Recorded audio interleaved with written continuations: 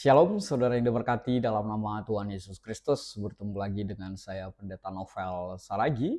Sebelum kita dengar-dengaran akan firman Tuhan, ada baiknya kita bersatu dulu di dalam doa. Kita berdoa. Bapa di dalam surga, terima kasih Tuhan buat hari yang indah yang Kau beri bagi setiap kami. Terima kasih Tuhan, anugerah-Mu selalu melingkupi kami Tuhan.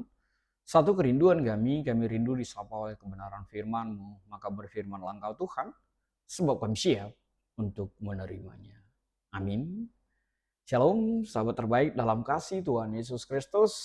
Firman Tuhan yang menyapa kita pada saat ini tertulis di dalam kitab 1 Tesalonika pasal yang ketiga, ayatnya pertama sampai ayatnya yang ke-13.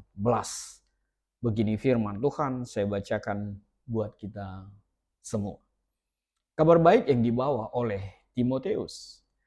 Kami tidak dapat tahan lagi, karena itu kami mengambil keputusan untuk tinggal seorang diri di Athena. Lalu kami mengirim Timotius, saudara yang bekerja dengan kami untuk Allah dalam pemberitaan Injil Kristus, untuk menguatkan hatimu dan menasihatkan kamu tentang imanmu, supaya jangan ada orang yang goyang imannya karena kesusahan-kesusahan ini. Kamu sendiri tahu bahwa kita ditentukan untuk itu. Sebab juga waktu kami bersama-sama dengan kamu, telah kami katakan kepada kamu bahwa kita akan mengalami kesusahan. Dan hal itu seperti kamu tahu telah terjadi. Itulah sebabnya, maka aku karena tidak dapat tahan lagi, telah mengirim dia, supaya aku tahu tentang imanmu. Karena aku khawatir, kalau kamu telah dicobai oleh si penggoda, dan kalau usaha kami menjadi sia-sia. Tetapi sekarang, setelah Timotius datang kembali dari kamu dan membawa kabar yang menggembirakan tentang imanmu dan kasihmu, dan bahwa kamu selalu menaruh kenangan yang baik akan kami, dan ingin untuk berjumpa dengan kami, seperti kami juga ingin untuk berjumpa dengan kamu, maka kami juga, saudara-saudara, dalam segala kesesakan dan kesukaran kami menjadi terhibur oleh kamu dan oleh imanmu. Sekarang kami hidup kembali, asal saja kamu teguh berdiri di dalam Tuhan. Sebab ucapan syukur apakah yang dapat kami persembahkan kepada Allah atas segala sukacita yang kami peroleh karena kamu di hadapan Allah kita.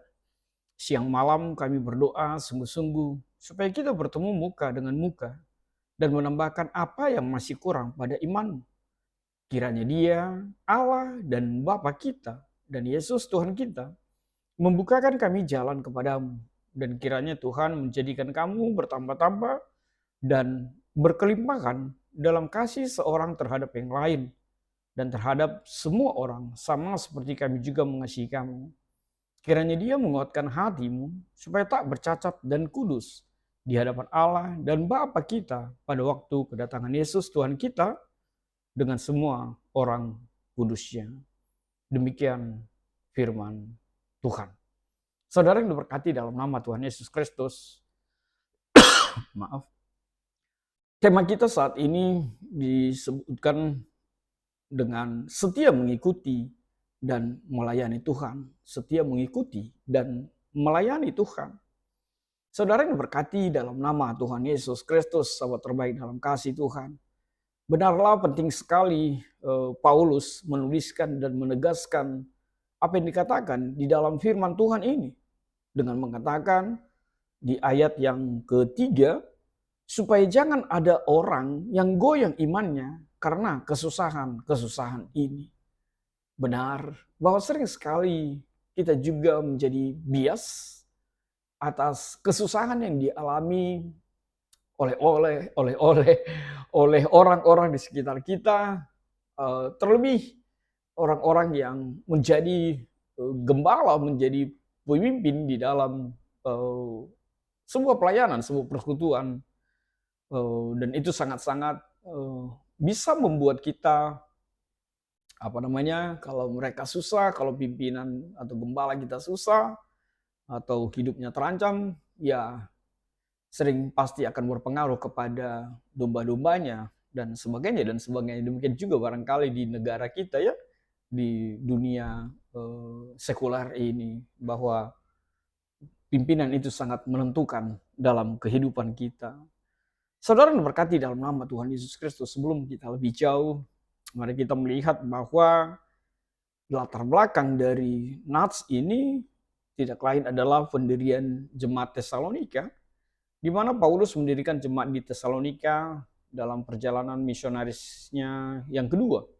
Bisa kita baca di Kisah Para Rasul 17 ayat yang pertama sampai ayat yang ke-9. Paulus benar tinggal di sana hanya beberapa minggu saja, tetapi pelayanannya sangat luar biasa, menghasilkan banyak orang yang bertobat. Dan di sana termasuk juga orang Yahudi dan Yunani yang akhirnya takut akan Allah. Saudara diberkati dalam nama Tuhan Yesus Kristus, penganiayaan dan kepergian Paulus itu menjadi situasi yang nyata ketika itu, di mana ada pertentangan dari orang-orang Yahudi, dan akhirnya Paulus terpaksa meninggalkan Tesalonika dengan tergesa-gesa menuju Berea, kemudian ke Athena dan Korintus. Namun jemaat di Tesalonika tetap saja mengalami penganiayaan setelah kepergiannya. Itu bisa kita lihat di dalam 1 Tesalonika 2 ayatnya yang ke-14 dan 1 Tesalonika pasal yang ketiga ayat 3 sampai ayat yang ke-4.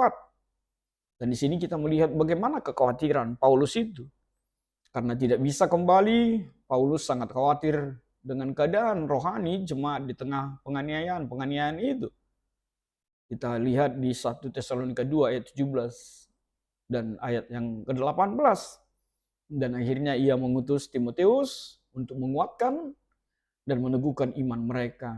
Itu yang kita baca di ayat 1 dan ayat yang kedua tadi. Dan hal yang luar biasa di dalam ayat yang ke-6 dan ayatnya yang ke-9, kita melihat bagaimana laporan Timoteus yang sampai, di mana Timoteus kembali dengan kabar baik mengenai iman dan kasih jemaat Tesalonika. Dan kita melihat bagaimana Paulus sangat terhibur dan mengucap syukur kepada Tuhan, seperti yang dituliskan di ayat 7 dan ayat yang ke-9 itu. Maka saudara, di dalam kasih Tuhan Yesus Kristus, sahabat terbaik dalam kasih Tuhan, apa yang menjadi penegasan natsnya pada saat ini? Yang pertama, ayat yang pertama sampai ayat yang kelima kita melihat kekhawatiran Paulus terhadap jemaat itu. Di mana Paulus sangat mengkhawatirkan keadaan rohani jemaat itu, sebab terjadi penganiayaan dan penderitaan. Paulus tahu bahwa penganiayaan dapat menggoyahkan iman mereka, seperti yang tertulis dalam ayat 3 dan ayat yang keempat itu. Dan ia khawatir usaha kerasnya menjadi sia-sia jika jemaat tergoda oleh iblis, seperti dikatakan oleh ayat yang kelima. Dan di sini kita melihat untuk mengatasi kekhawatirannya itu, Paulus mengutus Timoteus untuk menguatkan dan menasihati mereka. Hal yang luar biasa yang kedua yang ditegaskan tidak lain adalah laporan positif dari seorang Timoteus di dalam ayat 6 sampai ayat yang ke-8. Kita melihat setelah kembali, Timoteus membawa kabar baik mengenai iman dan kasih jemaat Tesalonika, di mana Timoteus melaporkan mereka tetap teguh dalam iman dan memiliki kasih yang tulus kepada Paulus dan rekan-rekannya. Dan terlebih lagi jemaat juga merindukan persekutuan dengan Paulus. Dan inilah kekuatan yang ditunjukkan oleh hubungan yang dekat dengan Paulus dengan jemaat itu. Bisa kita baca di ayat yang ke-6. Yang ketiga yang mau ditegaskan, rasa syukur dan sukacita Paulus yang berlimpah. Kita melihat ucapan syukur kepada Allah di ayat yang ke-9 dan ayat yang ke-10 itu, di mana Paulus menegaskan rasa syukurnya atas iman jemaat ketika itu, dan kerinduan untuk tetap melengkapi, memperkuat iman jemaat Tesalonika.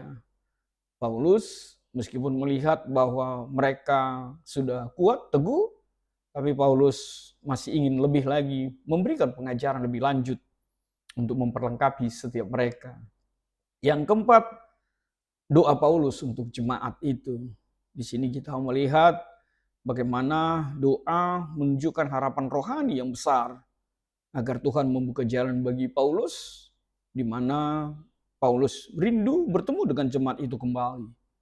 Dan di sini kita diingatkan bagaimana Paulus ingin bertemu dan lebih lagi agar kasih jemaat itu semakin hari semakin bertambah, semakin melimpah.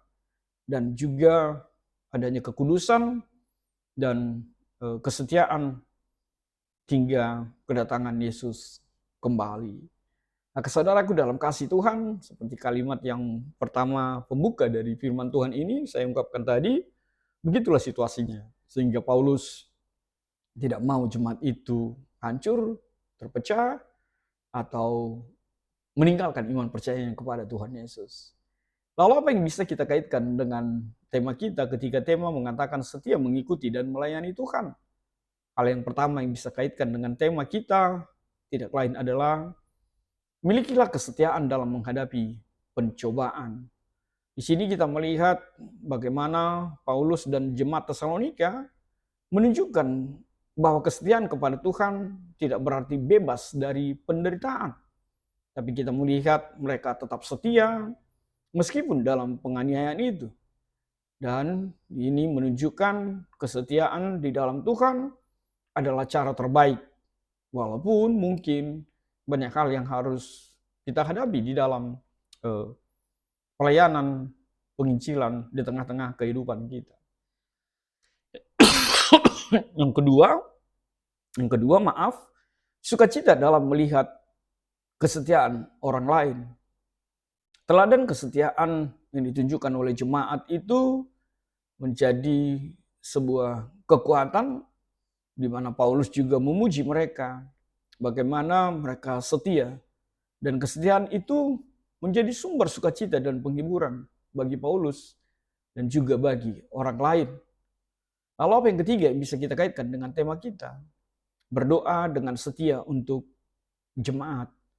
Kita melihat bagaimana rasa syukur dalam pelayanan dan Paulus menunjukkan kesetiaan dalam pelayanannya melalui doa-doanya yang tidak pernah putus untuk jemaat itu.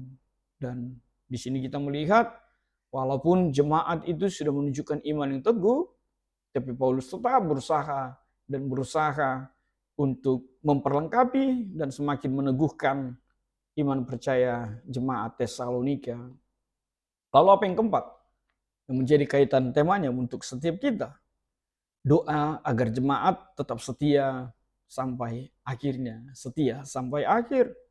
Paulus selalu berdoa agar kasih jemaat itu semakin bertambah.